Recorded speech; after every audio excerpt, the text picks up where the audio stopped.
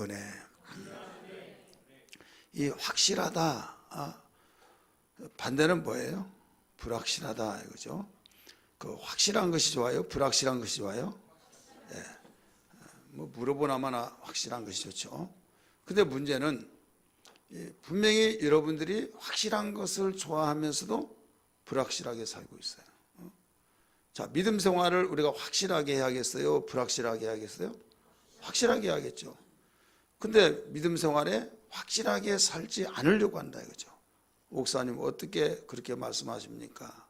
라고 말할 수 있겠지만은 여러분이 그 삶 속에 그 증거가 보여지고 있는 거죠. 대충 믿어. 뭐 너무 그렇게 그 빡세게 믿지 마. 그러면서 그냥 그 대충이라고 하는 그런 말을 쉽게 한다 이거죠. 그리고 우리는 그 신이 아닌데 신이 아니라고 하면서 우리가 그 열심히 믿으려고 하면 목사 되려고 그래? 이런 식으로 말해버린다 이거죠. 그러면서 또 어떤 사람은 한술 더 떠서 뭐라고 하면 그 목사님이 설교할 때 그냥 아멘만 해. 아멘. 그래 목사님 다들 좋아해. 이렇게 말하면서 도대체 확실한 은혜를 원하는가 원치 않은가. 그러다가 보니까 잘 듣는 것 같고 빠지지 않고 참석하는 것 같은데 변화가 없어요. 그러다 어떤 어려움에 있으면 이겨내지를 못한다 이거죠. 여러분 훈련을 왜 받습니까? 훈련을 받는 이유는 실전에 강하게 하기 위해서, 실전에서 이기라고. 훈련을 아무리 잘 받더라도 전쟁이 일어나는데 그 전쟁에서 총 하나 쏘지 못하고 적으로부터 이 포탄을 해 때로는 적의 총에 맞아서 내가 죽는다고 한다면 그게 무슨 훈련이에요? 훈련은 내가 살기 위해서 조금 더 반경을 넓혀서 본다면 내 가정과 나라와 민족을 살리기 위해서. 그래서 군인의 길에 그 복무가 뭔가 하면 생명과 국민의 재산을 지키는 것이다 이렇게 말하고 있어요. 생명을 지키고 더 나아가서 국민의 재산을 지킨다. 이게 군인의 복무예요. 그렇기 때문에 우리는 그 분명한 군인이 해야 할 일이 이것이다 확신한 것을 알기 때문에 정신무장을 하게 하고 정신무장 가지고만 되지 않는다. 1차적인 것은 가장 중요한 정신무장이에요. 그래서 정신교육이 굉장히 많습니다. 지도자가 되는 그 지도자 과정들이 있어요. 사병들은 그냥 박박 기고 그 총 쏘고 막 훈련받고 그 기본적이면은 정신교육 하지만은 이제 이 하사관급 또 장교 근데는 정신교육을 얼마나 시키는지 몰라요. 왜 그런가 하면 정신이 살아야 그 모든 것이 원활하게 움직인다 이거죠. 술 취한 사람이 제대로 걸지를 못하죠. 반드시 걸어가면 쉬울 것을 술이 들어가 버려서 팔자걸음을 한다고 한다면 여기가 어디야 하면서 남자인지 여자인지 그 소변을 누울 곳인지 안 누울 곳인지 가리지 않고 막 그냥 막말하고 나중에 이런 일이 있다 그러면 필름이 끊겼다 모양한다 하면서 그 피해 나간다 이거죠. 그리고 무슨 말을 하더라도 사람들이 인정을 해주지 않아요. 취하셨습니다. 술 깨고 말씀하세요. 나 안 취했다고 하더라도 인정을 안 해준다 이거죠. 왜 그런가 하면 그 확실하지 못하다 이거죠. 생각 자체가 확실하지 못하니까 자세도 확실하지 못한 거죠. 그리고 우리의 신앙생활도 마찬가지예요. 이 확실한 은혜가 들어가지 아니하면 어설프게 그 신앙생활 하다가 이것도 아니고 저것도 아니고 선무당 사람 잡는단 말이 있잖아요. 무당도 아닌데 무당인 체하고 그냥 어떻게 어깨를 모서 배워가지고 나 많이 알고 잘한다 하다가 그 사람이 사람 죽인다 이거죠. 자, 우리는 은혜 생활을 어떻게 하느냐? 확실한 은혜예요. 어설픈 은혜는 은혜가 아니에요.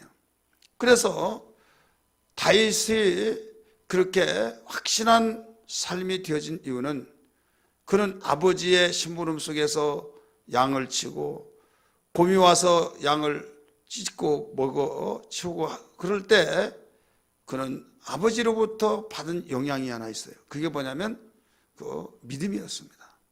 하나님이 너와 함께 하신다. 네가 어디로 가든지 하나님이 함께 하기 때문에 두려워하지 말아라. 이런 교육을 굉장히 많이 받았어요. 그러면서 현장으로 보내는 겁니다. 이세 현장은 어디입니까? 양 치는 거죠. 그래서 양을 치는데 큰아들, 둘째 아들, 셋째 아들 다 사울이 데려가 버렸어요. 뭘로? 장수로 데려갔다 이거죠. 그러니까 막내 아들이 이제 그 일을 하다가 보니까 나이가 어리죠. 경험도 없죠. 근데 하기는 해야겠죠. 그러니까 여기에서 어설프지만은 한 가지 중요한 것은 하나님이 너와 함께 하신다. 하나님이 너와 함께 하시면 못할 것이 없다 하면서 이새라고 하는 다윗의 아버지는 철저하게 그 훈련을 시킨 거예요. 그래서 훈련 받은 것을 가지고 아버지가 가르쳐 준 걸 그대로 받아들여서 그 믿음으로 현장 속에 가는 거죠. 그러다가 보니까 역시 곰이 와서 이리가 와서 물어갈 때 물맷돌로 이제 겨냥하면서 때려서 엎고 거기에 뛰어 들어가서 이 사자의 또 맹수의 그 아가리를 갖다 꽉 물고 빼냈다 이거예요. 이게 쉬운 것 같겠지만은 훈련이 되지 않으면 될 수가 없는 거예요. 철저한 훈련. 그래서 그 끄집어냈던 것이 어디까지 연결이 되느냐? 골리앗 장군을 이기는 데까지 연결이 됩니다. 믿으시길 바랍니다. 기독교는요, 적은 일에 충성한 자 큰 일을 맡긴다 이거예요. 그렇기 때문에 작은 일을 하찮게 여긴 자는 큰 일을 할 수가 없어요. 만약에 한다 할지라도 역효과가 나버립니다. 그래서 기독교의 복음은 항상 작은 데서부터 시작해서 퍼져나가는 거예요. 그래서 성경은 예수님이 지상명령을 내릴 때 예루살렘과 유대와 사마리아와 땅끝까지 이르러 내 증인이 되지라 이렇게 나오죠. 돌멩이로 물에다가 던지면 파장이 일어나죠. 원 중심에 돌멩이 떨어진 데를 중심해서 이제 넓어져 나가잖아요. 그와 같이 예루살렘 복음이 시작된 곳이에요. 유대 거기서 제일 가까운 예루살렘에서 유대는 나라를 말하고 있어요. 예루살렘은 수도를 말하고 있어요. 그 다음에 예루살렘과 유대와 그 다음에 어디입니까? 사마리아 북왕국을 말하고 있는 거예요. 그 다음에 뭐예요? 땅끝까지, 그래서 세상까지. 그래서 가장 가까운 데서부터 너희들이 그 영향을 미치게 될 것이다. 왜? 지금이니까 여기 있다가 그냥 외국에 갔다가 막 어떤 번개불처럼 왔다 갔다 하고 그렇게 되지만 육로로 걸어 다닐 때는요, 반드시 그 과정을, 그 길을 통과하지 않고는 갈 수가 없는 거예요. 그렇지 않겠어요? 그렇기 때문에 여기에서 있었던 것을 바로 옆에 영향을 주고 또 그 옆에 영향을 주고, 그래서 예루살렘과 유대와 사마리아 땅 끝까지 이를 내 증인이 되라 이런 말씀을 하신 거거든요. 무엇을 통해서 이렇게 됐어요? 확실한 은혜를 통해서. 자, 신약에서 대표적으로 말한다면 바울을 우리가 볼 수 있죠. 바울은 그 예수가 부활했다고 한 것을 가장 못마땅히 여긴 사람이에요. 그래서 나사렛 예수를 이단이라고 규정을 했어요. 근데 그가 다메섹 도상에서 그 부활하신 예수를 만나고 난 뒤에 확신이 생겨버린 거죠. 그러면서 확신한 그 은혜를 받고 그가 180도로 바뀌어집니다. 엊그제만 하더라도 부활하신 예수 증거한 사람을 잡아다 가뒀던 그가 오히려 부활하신 예수를 만난 즉시에 나가서 예수는 그리스도다라고 했을 때 사람들이 믿지를 않아요. 왜? 이젠 다 잡아 가두고 그러다가 사람이 없으니까 유인정책을 쓰니라고 거짓말로 그렇게 말한다. 그러면 야, 저 사람이 박해하고 잡아다 가두더니 예수 믿는가 봐, 그리스도라고 말했어. 그래서 오면은 또 잡아가려고 한다. 믿지를 않는 거예요. 사실 그는 정말 믿었기 때문에, 확신을 가졌기 때문에, 확실한 은혜를 받았기 때문에 곧바로 나가서 예수는 그리스도라고 말한 거예요. 아무리 그가 확신한 은혜를 받고 말한다 할지라도 이미지란 것이 얼마나 중요한지 그 전에 행했던 그 일로 인하여서 많은 사람이 믿지를 않아요.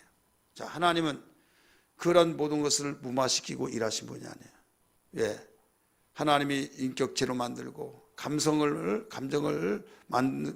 주시고, 그래서 그 감정을 통해서 모든 것을 받아들이기도 하고 거부하기도 하고.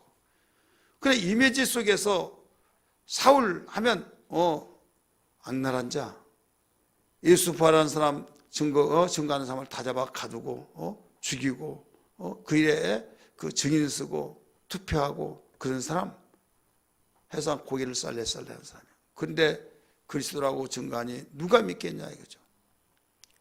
근데 하나님은 이방인을 택한 내 그릇이라고 말했는데, 이방인을 위해서 택한 나의 그릇이라고 하면서 분명하게 하나님이 그에게 우리 주님이 벌하신 나타내 주셨다. 이게 사울아 사울아 주여 누구시나이까? 나는 네가 비판하는 예수다 할 때 낮아 빠져버린 거예요. 철통같이 믿었던 예수, 그는 실패자다. 그랬던 자가 정말 살아서 자기에게 나타나셨다. 그래서 거기에 빛에 의해서 꼬꾸러지면서 3일 동안 식음을 전폐하고 회개하고 확실한 은혜를 받고 곧바로 뛰쳐나가서 예수는 그리스도라고 외쳤다 이거예요. 자, 뭐가 그렇게 곧바로 뛰쳐나가서 외치게 만들었어요? 확실한 은혜. 받은 증거 많도다 이런 말 있잖아요. 고백에서 내가 받은 만큼 비례해서 전하는 거예요. 내가 아는 만큼 말을 할 수 있듯이 내가 받은 만큼 내가 줄 수 있고, 내가 받은 은혜에 대한 확신이 나에게 산 지식이 되어서 누가 뭐라고 하더라도 여기에 굽힐 줄 모르는 앞으로 전진해 나갈 수 있다는 것을 믿으시길 바랍니다. 나는 이렇게 확신 있는데 받아들이지 않으니까 하나님이 그걸 아시고 아나니아라고 하는 사람을 붙여줍니다. 아나니아에게 너는 사울이라는 청년에 가서 내가 이런 대로 말하라 하니까 깜짝 낮아 빠집니다. 그가 어떤 자신지 아시지 않습니까? 그는 악랄한 자고 예수 핍박하고 예수를 증거한 사람을 다 잡아 가두고 죽이고 그런 일을 하는데 나를 죽이시려고 하십니까? 아니다. 사도행전 9장 15절의 말씀 보니까 그는 나의 택한 그릇이다. 이방을 위해서 택한 그릇이란 거예요. 그러면 가라. 그래서 하나님의 말씀 듣고 아나니아는 갑니다. 가서 사울아 주께서 너에게 나를 보내셨다 하면서 기도를 해줍니다. 기도해 주었을 때 비닐 같은 게 떨어지면서 보여지면서 그에게 방언이 터지기 시작합니다. 성령의 증거의 역사들이 나타나기 시작하면서 침례를 받습니다. 자, 여기에서 은혜 위에 은혜라고 하는 것을 여러 가지 적용시켜진데 1차적으로 부활하신 예수를 만나서 은혜를 받았어요. 믿으시길 바랍니다. 그 위에 성령의 충만함으로 은사를 받고 하나님의 살아신 역사를 맛봤어요. 은혜 위에 은혜를 받은 거예요. 그러니까 겹겹으로 그 받다가 보니까 똑같은 나무라 할지라도 1년 차와 2년 차는 차이가 달라요. 오동나무가 1년, 2년, 3년 가더라도 겉칠에는 똑같아요. 그러나 속으로 계속 채워집니다. 어떤 사람 1년, 2년, 3년 신앙생활 하면서 예수 예자도 보는데 열심히 하면서 열심히 할 때 새벽 기도도 나오고 막 기도도 열심히 뜨겁게 하고 부르짖고, 그런데 한 20년, 30년 다닌 사람들은 냉랭한 것처럼 보이고, 그러니까 믿음도 없는 것 같고, 그 성질 급하고 깊이를 보는 사람은 묵은 닭들 완전히 그 알도 못 나면서 그 신앙생활 첫 번째 믿는 사람보다 더 형편없다고 막 이렇게 야단을 칩니다. 그러다가 보니까 굉장히 기분이 안 좋죠. 설상갈상 그렇다 치더라도, 그러면서 그들을 배제시키고 막 몇 년 되지 않은데 뜨겁다고 생각한 사람들을 이제 앞세워서 일을 해요.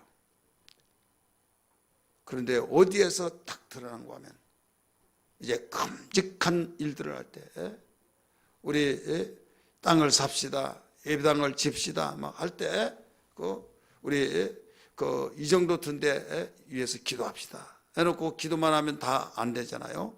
기도하는 것은 우리의 영역이고, 이제는 우리가 또 씨를 뿌리고 가꾸야 하듯이 이제 헌금을 해야 된다. 보리떡 5개와 물고기 2마리로 5,000명을 먹이고 12방울이 남겨졌듯이 우리는 보리떡 5개를 내놓읍시다 하면서 이제 모두 다 헌금을 하기 위해서 이야기합니다.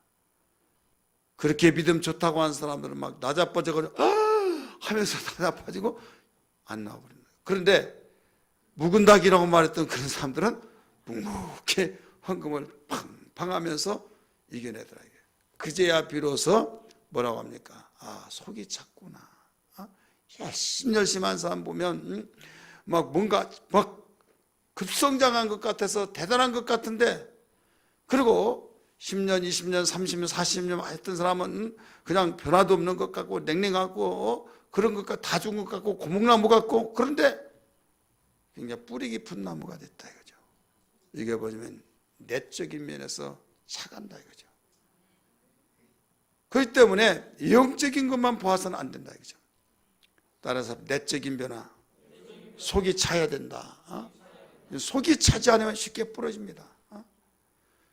그래서 대나무는 1년 단년으로 한번 다 자라버립니다. 쫙 자라요. 그 다음에 잘라내면 또 잘라낼 만큼 자랍니다. 안 잘라내면 어디서 자라요? 속으로 자라요. 속이 채워진다 이거예요. 그래서 두툼해집니다. 우리는 신앙생활에서 믿은 지 얼마 안 될 때만 영적으로 볼 때 변화가 많이 나타나요. 새벽 기도하죠. 막 열심히 봉사하죠. 또 기쁨이 충만하죠. 더 나가서 말도 이쁘게 하죠. 얼굴이 생긋생긋 웃고 그러죠. 근데 아직은 속이 다 안 찼어요. 믿음 좋은 것 같아서 이런 말처럼 해보면 완전히 말 한마디에서 낮아 빠져버린다 이거예요. 이건 왜 그래요? 속이 아직 안 차서 그래요. 우리 옆에 분에게 속을 좀 채웁시다 하세요. 무엇을 채우자고요? 속 채워요. 속 채우려면 은혜 위에 은혜가 있어요. 확실한 은혜가 있어요. 비바람에 태풍에도 부러지지 않는 나무의 가지처럼, 대나무가 아무리 꺾여지지만은 거기에 끊어지지 않는 것처럼. 그래서 신앙생활 하면서 교회에서 싸움을 하고 그러면 야, 교회 다닌 것들이 막 싸운다고 싸운 것 한번 보고 낮아빠져서 교회 안 나와버리고 실족해버린 사람이 있어요. 근데 어떤 사람들은 다 인간들이 모이기 때문에 그렇다, 우리 위해서 기도합시다 하고 편한 자세로 모든 걸 대응해 나간다 이거죠. 자, 어떤 사람이 확실한 은혜예요? 어떤 사람이요? 알다고 모르겠어요? 확실한 은혜는 확실한 은혜 받은 사람이 확실한 은혜예요. 그렇지 않습니까? 확실한 은혜 받은 사람. 오늘 확실한 은혜에 대해서 성경은 가르쳐주고 있어요. 3절의 말씀 보세요. 3절 말씀 시작. 너희는 귀를 기울이고 내게로 들으라. 그리하면 너희 영혼이 살리라. 내가 너희를 위하여 영원한 언약을 맺으니 곧 다윗에게 허락한 확실한 은혜니라. 아멘. 확실한 은혜가 무슨 은혜요? 다윗에게 허락한 확실한 은혜이라. 자, 확실한 은혜가 무엇인가? 자, 오늘 확실한 은혜 받기를 원하시면 아멘 하시길 바랍니다. 확실한 은혜는 하나님이 공증하신, 하나님께서 보증하신 은혜예요. 어떤 사람 은혜 받았다고 하는데 자기 혼자 은혜하죠. 내가 볼 때 은혜가 아니에요. 화요일날이죠. 화요일날 전도를 하는데 어떤 한 70대쯤 보이는데 굉장히 이뻐요. 그러면서 예수 믿으시라고 그랬더니 어느 교인이에요? 침례교다고 그랬더니 침례교 정말 제일 좋죠. 그래요? 교회 다니시냐고 그랬더니 자기 이야기를 쫙 이야기하는 거예요. 그러면서 자기는 순복음 조영기 목사님 거기에 다닌다고 그러면서 하는 말이 하나님이 엄청난 은혜를 부어줬다는 거예요. 엄청난 은혜. 자기는 신학을 6년, 7년 동안 했다고. 몇 년이요? 7년을 하고 그러면 그 다음에 자기 전사돼요. 전사하고 이제 안수를 받으려고 교회마다 다녀봤는데 안수 받을 곳이 없더라고요. 예, 다 타락이 돼가지고 안수 받을 곳이 없더라. 그래서 기도를 하고 기도하면서 하나님 왜 나를 이렇게 안수도 주시지 않고 못 받게 하십니까? 막 기도를 했더니 하나님께서 그러시다는 거예요. 내가 너에게 줄 사명이 있다. 그런 말씀하셔서 무슨 사명이고 했더니 그 박근혜 대통령 탄핵시키는 사명을 줬다는 거예요. 탄핵 그래가지고 막 나가서 다 이걸 하고 막 해서 그 자기가 기도한 대로 그 사명을 다 했대요. 그런데 어느 교회를 갔더니 그 목사님이 이런 설교하더래요. 막 그 박근혜 탄핵시킨 것은 그 노무현 대통령 죽이는 것은 그 이름 대통령 이름 뭐예요? 예? 문재인 대통령이 죽였다. 그러면서 막 근거를 가지고 쫙 이야기하더란 거예요. 그 목사님이. 그래서 그 말을 듣고 야, 그럴 수 있냐? 문재인 대통령 만들고 그것을 탄핵시켜서 만들었으니까 자기 할 일을 했다 했는데 이제 자기가 하는 것이 무슨 일을 했냐? 노무현 죽이는 사람을 대통령에서 온 것이 이제 이게 아니지 해서 이제 거기서 빠져나왔다는 거예요. 빠져나와서 이제 거기에 나는 탈퇴하겠다. 빠져나왔더니 문재인 정부에서 막 자기를 감시하고 막 형사들 막 정보고 이런 사람들 한 30명 풀어가지고 자기를 계속 뒤쫓아다니면서 감시를 당하고 다닌다는 거예요. 그러면서 다니면서 보세요. 저기 보세요. 저 사람도 맞아요. 저 사람들도.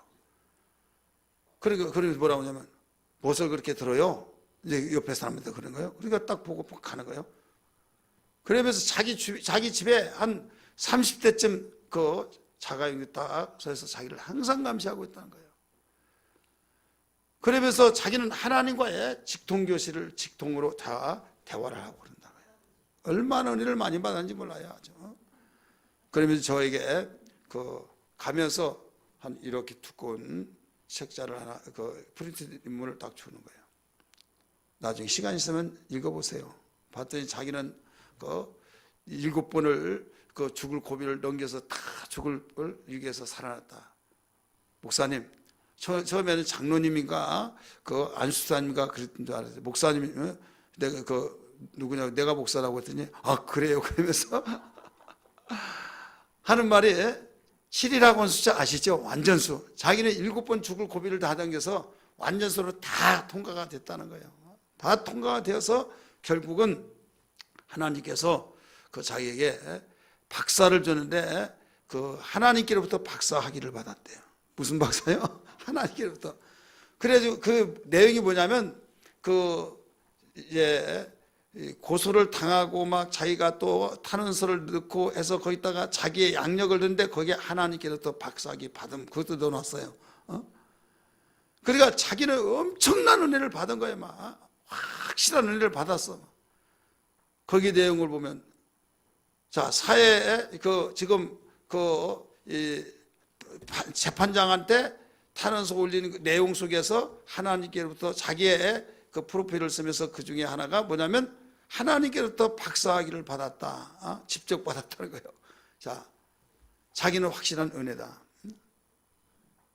자, 그 사람은 분명히 은혜 받았다고 했죠. 그러면 확실한 은혜가 뭐다고 그랬어요?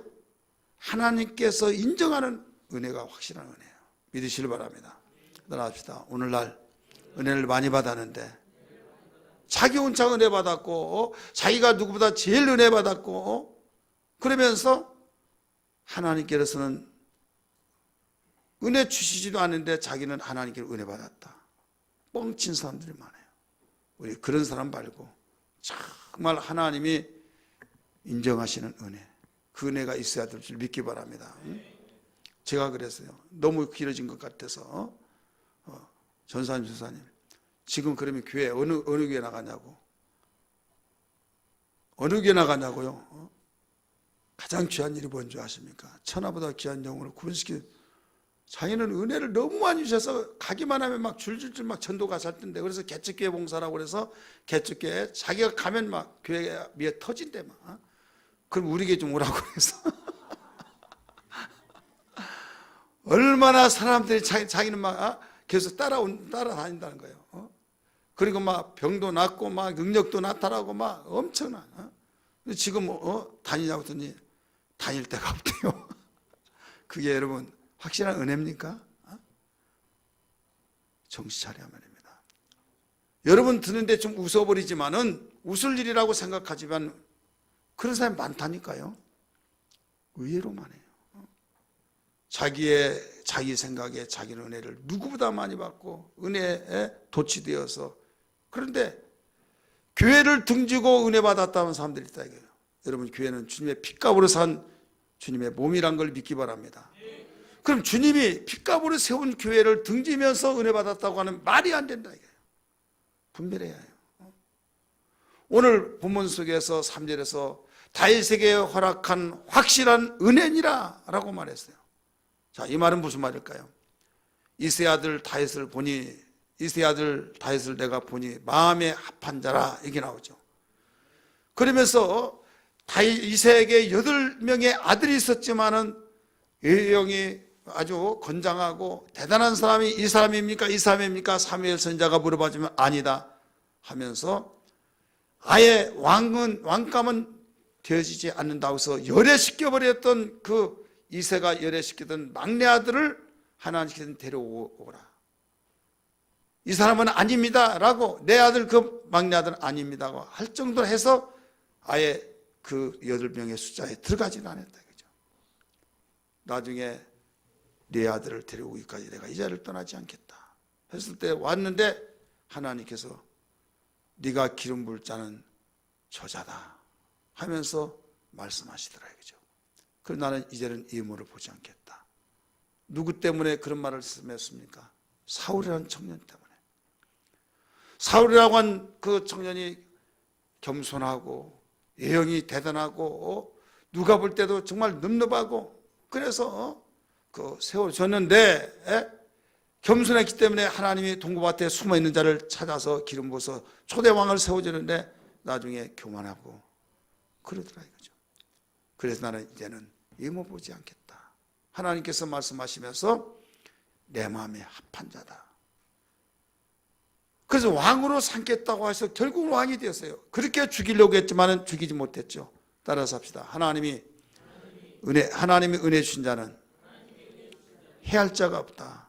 그것도 어떤 은혜입니까? 확실한 은혜. 다윗을 죽이려고 얼마나 노력하고 얼마나 불철주야로 몸부림쳤습니까? 누가? 사울이란 왕이 백성을 죽이는 거 식은죽 먹기입니다. 명령하면 끝납니다. 근데 왕이 수비대 3,000명을 데리고 돌아다니면서 그렇게 죽이려고 했지만 죽일 수가 없었어요. 왜 죽일 수가 없었습니까?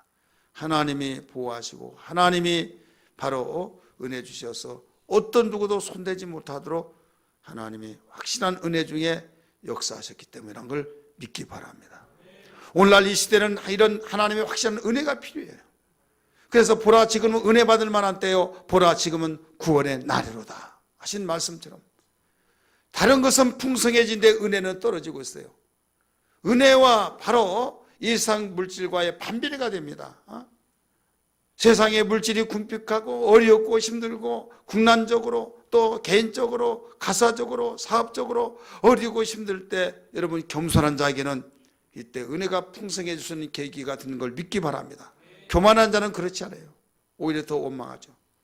겸손한 자는 내 가정생활이나 나의 개인생활이나 나의 어떤 공동체 생활이나 나의 어떤 교회 생활 속에서 너무 힘들 때에 하나님 앞에 물 끓고 하나님 나 감당할 수가 없습니다. 너무 힘이 듭니다. 하나님이 은혜 주시지 않으면 나는 살아갈 수가 없습니다 하면서 더 은혜를 사모할 때 사모하는 영혼에게 좋은 것으로 흡족하게 채우신다고 하신 말씀처럼 더욱 그에게 확실한 은혜가 부어진 것을 믿으시길 바랍니다. 그러나 여러분 물질이 풍요하고 생활이 풍요하고 여가 생활을 즐기고 그럴 때 하나님을 등지게 되는 거예요. 왜? 그 이유는 하나님이 좋은 환경을 주신 걸 감사합니다 하면서 마음이 피곤해 마음이 공고하고 마음속에서 아무리 먹고 있고 마시고 즐긴다 할지라도 내 속에 채울 수 없다. 이것은 은혜가 채워져야 된다 하는 사람은 심령이 가난한 자이기 때문에 그에게 복 주셔서 평강으로 하나님 은혜를 채울 수 있지만은 그렇지 못하고 이 물질에 대해서 눈에 보이는 가시적인 것이 풍성함으로 내 마음도 풍성해지고 부유한 것처럼 느껴질 때는 들어갈 것이 없다 이거예요. 빈 그릇 속에 채우시 여러분 그릇 속에 가득 채워진 그 위에 무엇을 채우겠습니까? 그렇잖아요. 그렇기 때문에 비워야 된다, 마음을 비워야 된다, 여러분 수없이 가르쳐주고 있잖아요. 그래서 우리는 육체가 바로 하나님이 택한 그릇이고, 하나님께서 이 육체를 여기에 성령의 전으로 삼으시고, 성령으로 전으로 삼을 때 성령은 거룩한 영이기 때문에 나에게 거룩한 진리의 영이 있어야 된다, 믿으시길 바랍니다. 그래서 성전을 더럽히지 마라 가르쳐 줬어요. 비우고 비워서 오직 빈 그릇이 되어질 때 빈 그릇 속에는 공기가 바로 들어가지 말라도 들어갈 수밖에 없는 거예요. 그런데 아무리 들어가로 몰아붙인다 할지라도 그릇이 채워지면 들어갈 수가 없어요. 여기 컵이 있습니다. 물을 마십니다. 마시면 마신 만큼 공기가 채워집니다. 물을 갖다 부으면 공기가 부은 만큼 빠져나갑니다. 그 원리예요. 그래서 여러분, 은혜 받는 것은 쉽기도 하고 어렵기도 하는 거예요. 왜? 우리 비워야 된다. 비워서 주님 나에게 은혜 채워주세요, 은혜로 충만케 해주시옵소서라고 하면 하나님이 후회 주시고 꾸짖지 아니하신 은혜를 부어주시지만 은혜의 필요성을 느끼지 못하고 세상에 있는 것만으로 나는 족하다, 덜하지도 말고 이대로만 있으면 좋겠다라고 하는 그때 은혜를 구하지 않으니까, 여러분 가장 무서운 것이 뭔지 아십니까? 은혜를 구하지 않고 스스로 살려고 하는 사람. 은혜를 구하지 않는 사람은 다른 사람이 아니에요. 스스로 살아가려고 하는 사람. 스스로 살아가려고 하는 사람은 교만한 자요, 무지한 자요, 결국 망할 수밖에 없는 겁니다. 여러분, 아무리 생활 속에 풍족이 있고 내 속에 정말로 행복이 있고 나에게 하나님의 평강이 있는 것 같을지라도 우리는 은혜로 갈구하는 심령이 되어야 될 줄 믿습니다. 갈구하는 신앙이 될 때 하나님께서는 지혜롭게 겸손하게 모든 것을 인정해 주셔서 네가 제대로 보았다, 네가 제대로 알았다, 네가 제대로 모든 것을 알았구나 하면서 하나님께서는 그에게 흔들어 눌러 넘치도록 필요한 은혜를 간구하는 것을 부어주신 것을 믿으시길 바랍니다. 할렐루야. 따라서 합시다. 주여 은혜로 충만케 하여 주옵소서. 은혜가 충만해져야만 된다. 과거에 은혜 받았다고 지금 은혜가 계속되는 거 아니에요. 은혜를 받았지만 은혜 위에 은혜이기 때문에 우리에게 예수 그리스도를 마음속에 주신 그 모든 은혜, 이것은 은혜 받은 거예요. 자, 은혜란 건 뭐예요? 선물이죠. 예수는 하나님 우리에게 주신 선물인 걸 믿기 바랍니다. 그래서 1차적으로 우리는 성령의 역사하심을 따라서 증거하는 사람에 의해서 우리는 전도를 받고 내가 우리 마음을 하나님께서 감동감화시켜 주셔서 예수를 영접하는 순간에 은혜를 받은 거예요. 그러면 은혜를 받았으면, 임신을 했으면 아기를 낳아야 하잖아요.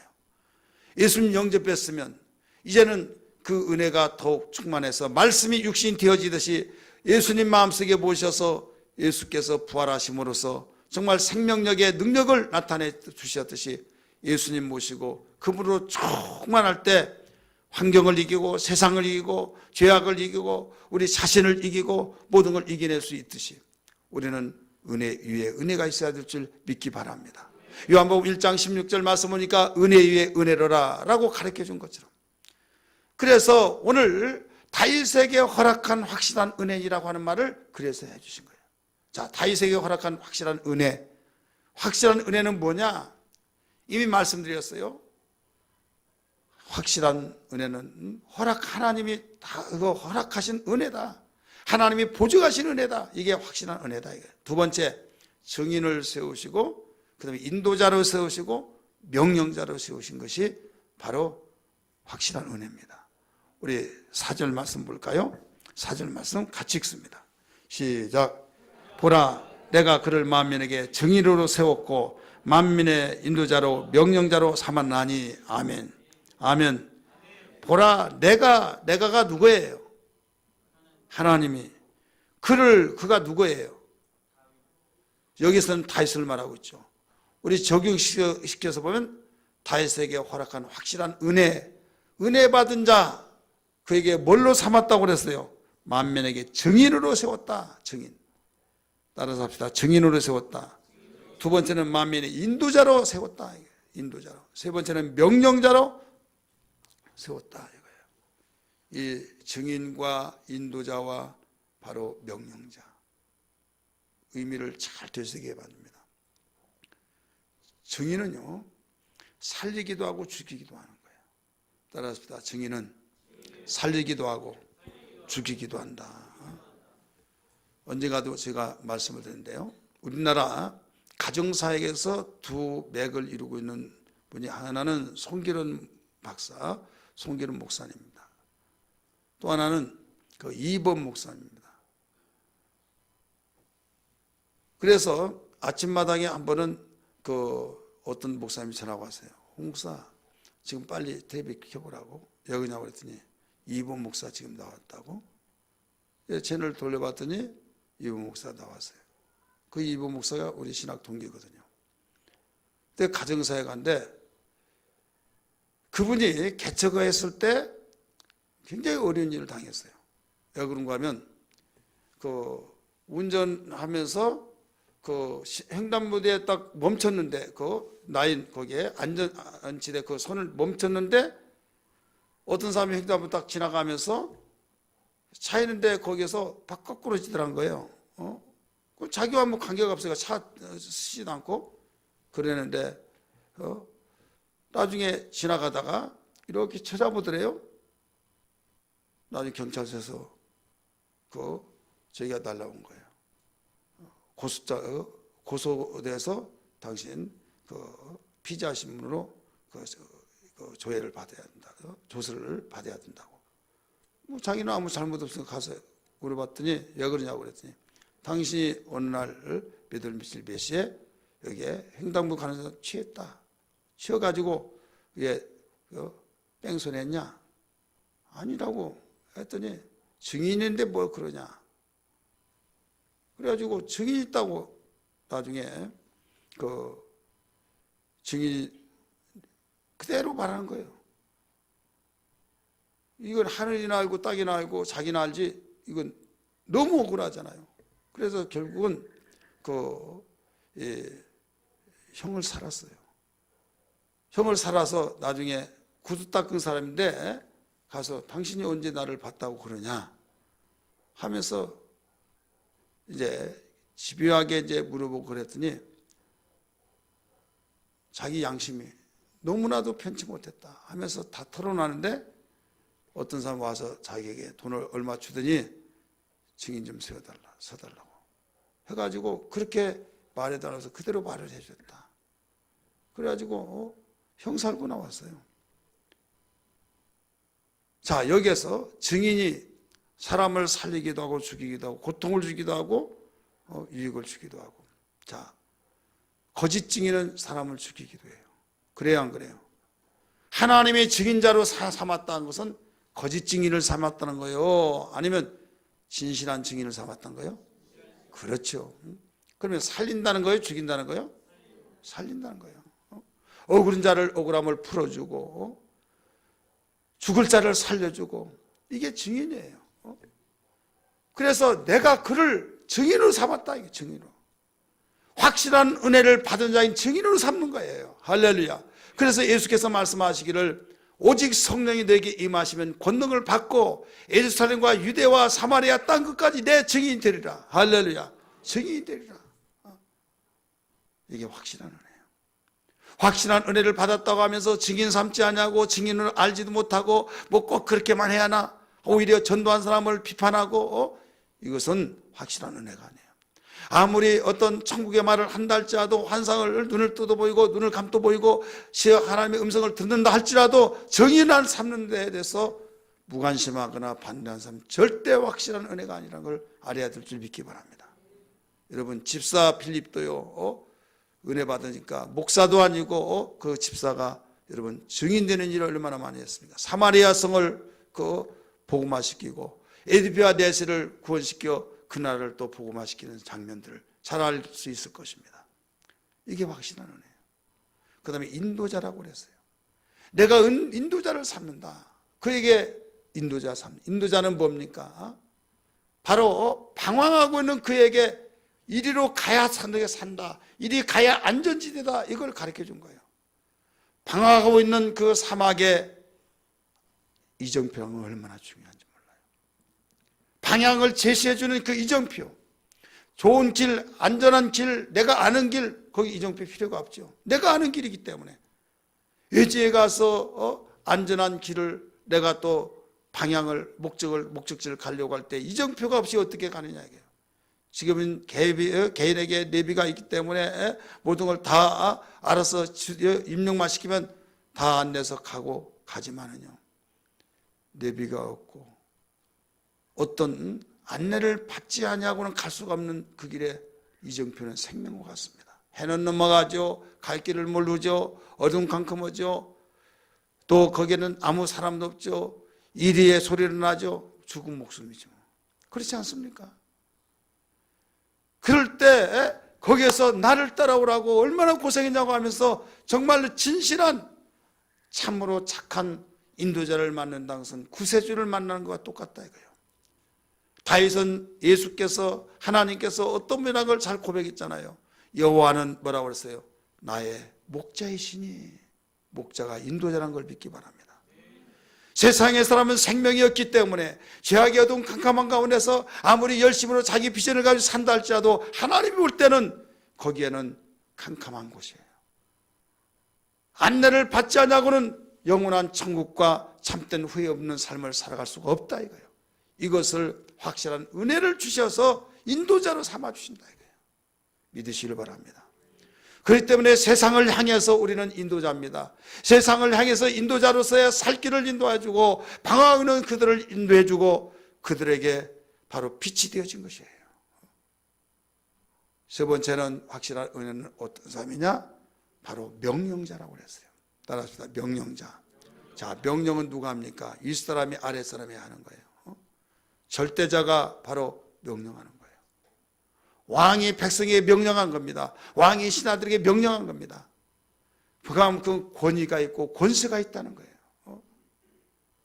아무것도 알지 못하고 정말 죽음에서 방황하고 있을 때, 대책이 없을 때 거기에 나타나서 늘 이렇게 하라 이렇게 하라 저렇게 하라 했을 때 그들이 해결되어졌다고 한다면 그 다음부터는 여러분 그를 달리 볼 것입니다. 야, 저분은 보통이 아니야. 저분은 우리 말을 다 살린 분이야. 그때부터는 말빨이 쓰겠어요 안 쓰겠어요? 쓰겠죠. 명령자가 된 거예요. 이걸 토탈 뭐라고 하냐면 베드로전서 2장 9절에 보면 너희는 왕같은 제사장들이요 라는 거죠. 따라서 왕같은 제사장들이요. 자, 제사장은 하나님께 인도하는 자예요. 할렐루야. 그래서 너희는 번제를 드리라 화목제를 드리라 했을 때 명령자예요. 그 다음에 오직 하나님의 그 메시지를, 죄의 문제를 죄 사함 받았다고 하는 그 메시지를 바로 증거해주는 증인이다 이거예요. 아무개가 죄 사함을 받았느니라 라고 하는. 그리고 병들었을 때 여러분 구약성경의 말씀 보니까 네게 한센병, 개혁성경 문둥병 있잖아요. 움푹 패인 문둥병, 얼룩진 문둥병, 새파란 곰팡이가 난 문둥병 많이 나오죠. 그럴 때 진단을 누가 해줍니까? 제사장이 해줘요. 나았다고 선포해주고 증인이 누가 됩니까? 제사장이에요. 그래서 왕 같은 제사장 속에 다 들어가는 거예요. 우리 찬송 한 장 볼까요? 은혜가 풍성한 하나님은 197장 박수 치면서 부릅시다.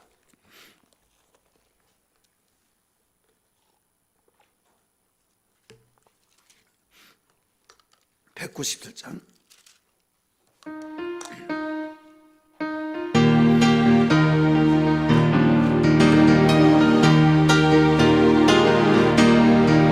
은혜가 풍성한 하나님은 믿는 전 사람 한 사람 어제나 오늘도 언제든지 변찮고 보호해 주시네. 아멘. 주여 성령의 은사들을 또 내리워 주소서. 성령의 뜨거운 불길로서 오늘도 충만케 하소서. 정욕과 죄악에 불든 마음은 성령의 불길로 태우사 정결케 하소서. 태우소서. 깨끗게 하여 주옵소서. 아멘. 주여 성령의 은사들을 오늘도 내리워 주소서. 성령의 뜨거운 불길로서 오늘 오늘도 충만케 하소서. 인생의 제물로 돌아가신 어린 양 우리 주 예수여, 구속의 은혜를 내리시다. 오늘도 은혜 주소사매. 주여 성령의 은사들을 오늘도 내리워 주소서. 성령의 뜨거운 불길로서 오늘도 충만케 하소서. 주님의 기쁘신 은혜만을 세상에 널리 전하리라. 하늘의 능력과 권세로서 오늘도 입혀주옵소. 아멘. 주여 성령의 은사들을 오늘도 내리워 주소서. 성령의 뜨거운 불길로서 오늘도 충만케 하. 주여 성령의 은사들을 오늘도 내리워 주소서. 성령의 뜨거운 불길로서 오늘도 충만케. 한 번 더 부릅니다. 주여 성령의 은사들을 오늘도 내리워 주소서. 성령의 뜨거운 불길로서 오늘도 충만케 하소서. 지금도 충만케 하소서. 아멘. 여러분, 민족의 소망과 개인의 소망과 교회의 소망과 여러분 가정의 소망은 다른 거 아니에요. 오직 확실한 은혜가 있어야만 된다는 것을 믿기 바랍니다. 확실한 은혜가 아니고서는요 소망이 없는 거예요. 어설피 은혜 받았다고 하는데 하나님께로부터 인정되지 않는 은혜 가지고 은혜라고 말하지 말고, 아무리 비박을 당하고 왜 저런 사람 저렇게 한다 할지라도 하나님이 인정하면 이건 확실한 은혜라는 걸 믿기 바랍니다. 이 은혜에 하나님이 공정하신 그 은혜, 이미 말씀드렸어요. 다윗이 왜 그렇게 죽음 가운데서도 살아나고 그렇게 쫓긴 가운데서도 보호를 받고 그런 어려운 가운데서도 왕의 자리에 올려놨느냐. 왜 왕의 자리에 서서 그가 그렇게 죽이려고 자기의 자리를 지키려고 몸부림쳤던 사울이 그 자리를 지키지 못했던 이유, 오히려 상대 다윗이 그 자리에 올라가게 했던 것은 확실한 은혜 속에 있었기 때문이라는 걸 믿기 바랍니다. 그렇다면 오늘 우리는 정말 무엇보다도 확실한 은혜가 이렇게 중요한데 은혜를 사모하지 아니하고 그저 눈에 보이는 곳에 의존해서 나에게 은혜는 뒷전가 버리고 물질이 풍성한 오늘날 이 시대에 점점 우리의 은혜는 냉대를 받고 있듯이 은혜에 무관심하면서 세상의 물질의 풍요 속에서 그것만 있으면 행복하다, 그것 때문에 하나님을 외면하고 그것 때문에 분주하고 신앙에 대해서는 완전히 다른 건 다 바삐 움직이지만 신앙에 대해서는 시간을 내려고 하지 않는다 이거죠. 그래 이상하게 돌아가고 있는 거예요. 그래서 우리는 눈을 열어서 주님 하나님의 은혜를 보게 해달라고 기도해야 될 줄 믿습니다. 여러분 가정이 하나님의 행복으로 행복해지기를 원하시면 아멘 하시길 바랍니다. 여러분 가정의 숫자에 의해서 정말 그 숫자가 많으면 많을수록 확실한 은혜가 있는 자가 있게 된다면 천사도 흠많은 가정이 될 줄 믿습니다. 아무리 가정사역에서 아무리 가정에 정말로 필요성을 느껴서 행복하고 우리 다복하고 귀한 가정으로서 어떤 누구도 붕괴시킬 수 없는 가정되게 우리 힘을 모으자라고 하면서 모으자까지는 좋지만은 확실한 은혜를 외면하고 모으자는 것은 여러분 그림자 잡는 것과 똑같습니다. 그림자 아무리 잡으려고 할 때 잡히지 않습니다. 아무리 잡으려고 잡히지 않는 거예요. 잡았다 할지라도 그냥 자기가 밟았을 뿐이지 실물이 빠져나가 버리면 그림자는 그림자구나 걸 알게 된 겁니다. 나는 마음대로 다 됐어, 내가 하고 싶은 대로 다 했어, 왜 안 돼? 하면서 자신만만하게 자신감 붙여서 이야기하고 있지만은 그냥 그림자가 머물러 있듯이 그에게 행복이 머물른 것 같이 보인 거예요. 하지만 행복의 주인이 누구십니까? 행복의 주인이 누구냐? 예수 그리스도 믿으시길 바랍니다. 예수 그리스도가 행복의 주인이시기 때문에 그분과 가까워지고 그분의 확실한 은혜를 가지고 움직여 나갈 때 망한 것 같으나 내가 망하지 않고, 무명한 자 같으나 무명하지 않고, 없는 것 같으나 있는 자라고 고백했던 바울과 같이 여러분 이런 삶이 되어야 될 줄 믿습니다. 여러분, 우리는 하늘의 군대를 데리고 사는 사람은 다른 사람이 아니에요. 하늘의 군대를 우리는 이용하고 하늘의 군대를 동원시키고 하늘의 군대를 부려서 어려운 위경 속에서도 그를 통해서 일을 해낼 수 있는 자는 오직 하나님의 자녀들, 은혜 받은 자들밖에 없다는 걸 믿기 바랍니다. 그래서 엘리사가 두려워하지 않은 거예요. 엘리사 그 종 게하시가 두려워서 왕이여 저 보소서 하면서 적군들이 하나님의 종 엘리사를 향해서 지금 잡으러 포위를 하고 있나이다. 엘리사가 뭐라고 했습니까? 주여 눈을 열어서 저에게 보게 하여 주옵소서. 순간에 눈을 열리는데 엘리사를 호위하고 엘리사를 보호하고는 그 천사들이 적군보다 더 많다는 거예요. 믿으시길 바랍니다. 엘리사는 봤기 때문에 두려워하지 않았어요. 엘리사는 보았기 때문에 조금 더 흔들리지 않았어요. 동요하지 않았어요. 그러나 게하시는 보지 못했기 때문에 두려웠고 무섭고 떨려서 호들갑을 떨었어요. 떨었습니다. 확실한 은혜 받으면 무엇을 떨지 않아요? 호들갑 안 뜬다니까요. 막 무서우면 무섭다고 하고 좋으면 좋다고 하고 막 완전 기폭이 심해요. 말로 표현할 수 없는 기폭이. 그런데요, 확실한 은혜 있으면요 묵묵하게 부르두자 같이, 승용차가 아무리 잘 달린다 할지라도요 조그마한 돌멩이 때문에 뻥 하고요 그냥 조금 질컥질컥 하는데 바퀴가 제자리에 돌고 가지도 못해요. 부르두자 보세요. 막 우릉우릉 하는데 돌멩이를 밟고 가는 거예요. 막 나무를 막 짓밟고 가버리고 막 길을 만들어 가는 겁니다. 따라합시다. 길도 만들어 간다. 부르두자가 그냥 가면 그게 길이 되는 거예요. 여러분, 확실한 은혜를 받은 사람이 가면 길이 되는 거예요. 아멘 하십시다. 할렐루야. 다른 길이 없어요. 예수는 여러분 길이죠, 인생에. 근데 확실한 은혜는 주님께로부터 받았기 때문에 믿음으로 가면은 그게 길이에요. 이런 귀한 은혜를 우리가 저버리고 무관심하면 어떻게 되겠냐 이거죠. 그래서 나에게 은혜 떨어지면, 내가 은혜 없으면 나는 실패자다 알아야만 합니다. 그런 나에게 은혜로 충만하면 나는 소망이 있다. 현재 나에게 빈곤하고 없는 것 같지만은 나는 부유한 자고, 하나님께로부터 나는 지원을 받고, 하나님만이 부리는 그 모든 천사들을 명령하면서 명령대로 삼았으니까 그 모든 하늘의 군대를 동원시켜서 부릴 수 있다라는 걸 믿기 바랍니다. 여러분, 확실한 은혜 받기를 원하십니까? 원하시면 아멘 하십시다. 우리 교회도 동원시켜야 될 줄 믿습니다. 그러려면 세 가지. 첫 번째, 나와야만 됩니다. 나와야만 된다. 어디로 나와야만 됩니까? 주님께 나와야 하는데, 주님의 몸된 교회로 나와야 된다. 오늘 성경 말씀 보실까요? 몇 절 말씀 보신가 하면 우리 1절 말씀, 3절 말씀 같이 봅니다. 1절 시작. 오라.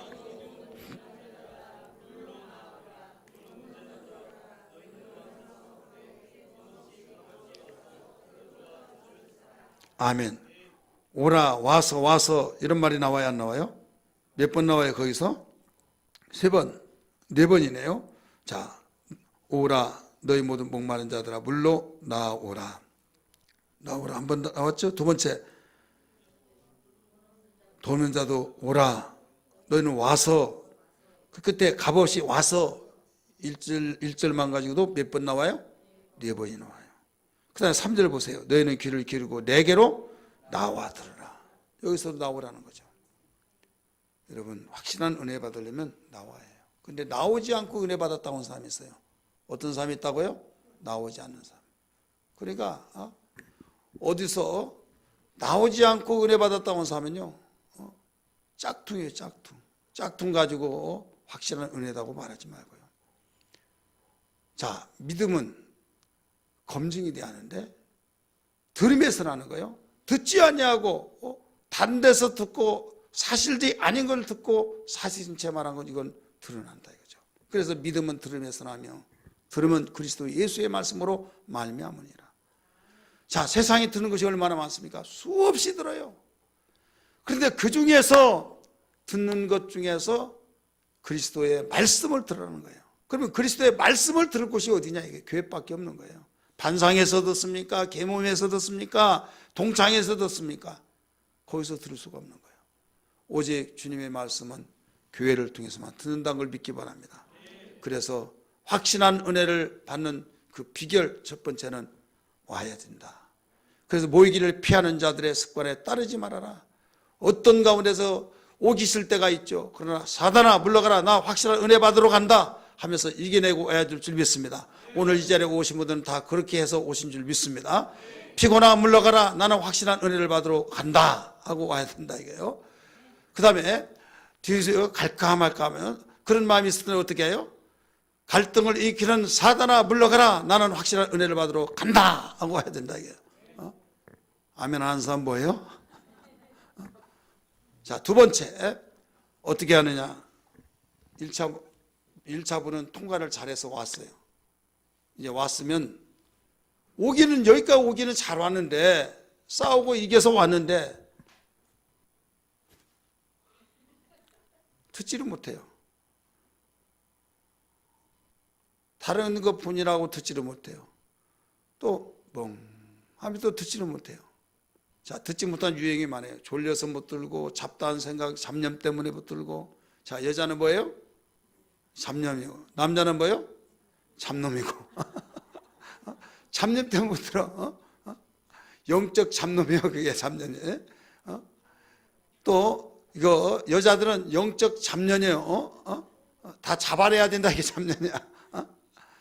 이 잡다한 생각 때문에 못 들어. 그러지 여러분, 오기는 힘들게 왔는데 온 의미가 있어야 할 거 아니에요, 이게 의미가. 그래서 왜 내가 듣지 못한 거 그걸 빨리 남았냐, 아니 각각 다 다르기 때문에 그것을 우리 분별을 해서 그것 먼저 해결돼야 될 점이 있습니다. 자, 성경 말씀 몇 절 보신고 하면 2절 말씀 보세요. 2절 말씀 시작.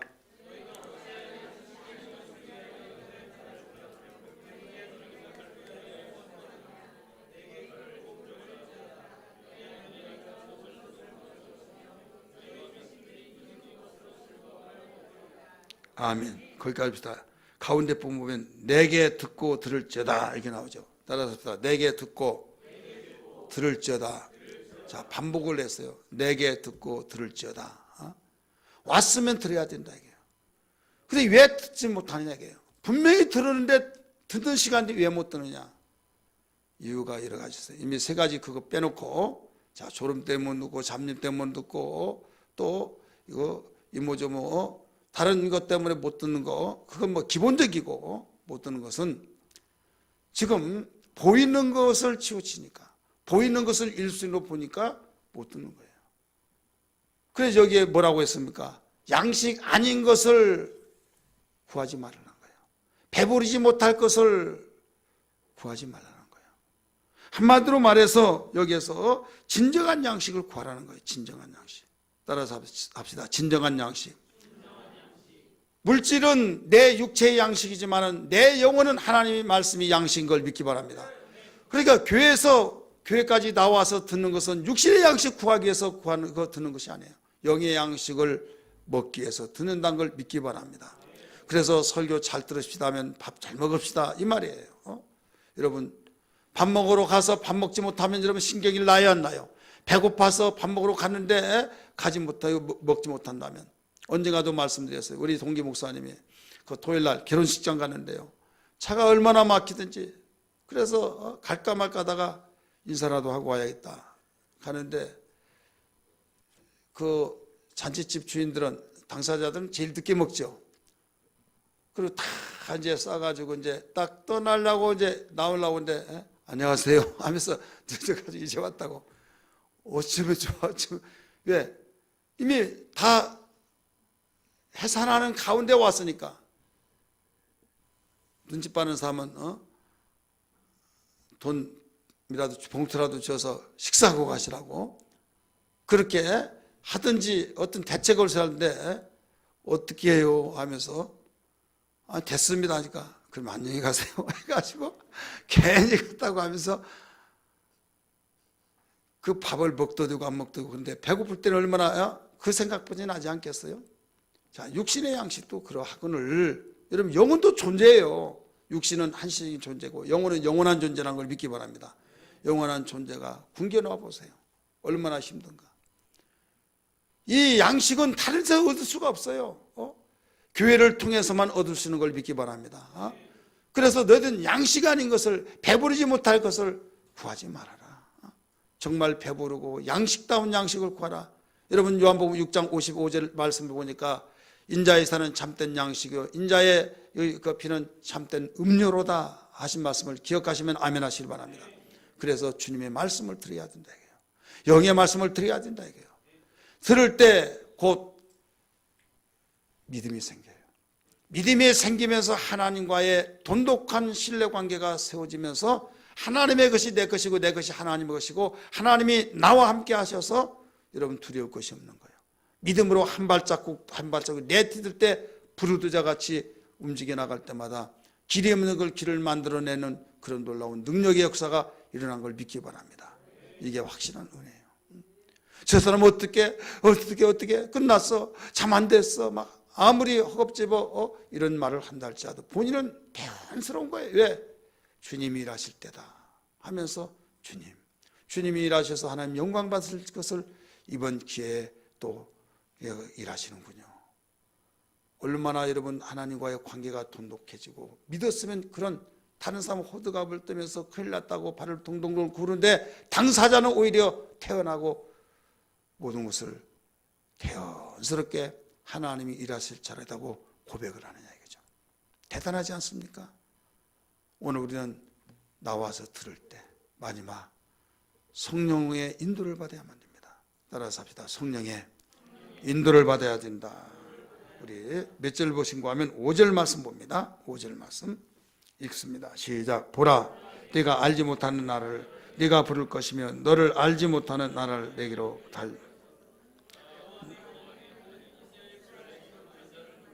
이는 그가 너를 영화롭게 하였느니라. 아멘. 아멘. 이것은 무엇을 의미하고 있어요? 여기는 성령의 인도를 받을 때, 성령이 너에게 임하시면 권능을 받고 예루살렘, 유대, 사마리아 땅 끝까지 이르되 내 증인되라고 그랬죠. 성령이 임하시면. 알지 못하는 나라라는 단어가 나와요? 이건 알지 못하는 나라, 그들에게까지도 전해주는 거죠. 무엇의 역사 속에서? 확실한 은혜, 성령의 역사를 통해서. 그러니까 은혜 받으면 성령 충만할 수밖에 없다 이거예요. 이게 확실한 은혜예요. 오늘 우리는 주님께 나왔습니다. 또 말씀을 들었습니다. 이제 은혜 위에 은혜, 성령의 충만함의 인도를 받기를 주 이름으로 축복합니다. 그래서 성령의 그 은혜를 받고 성령의 인도를 받으라고 소아시아 7교회를 향해서 귀 있는 자는 성령이 교회들에게 하신 말씀을 들을지어다 라고 말씀하신 것처럼 성령 없이는 아무것도 할 수가 없습니다. 우리 가물어 메마른 땅에 단비가 내릴 때 흡축한 그 단비 속에서 메말라가는 식물들이 살아나듯이 오늘 우리 지금 비가 오기 때문에 가물 때 부르면 더 의미가 깊겠지만은 지금 비가 와서 비 가물지 않은데 라고 생각하지만 우리 심령밭은 가물어. 따라서 심령밭은 가물다. 이 가물은 메마른 우리의 심령의 성령의 담배가 풍성하기를 주 이름으로 축복합니다.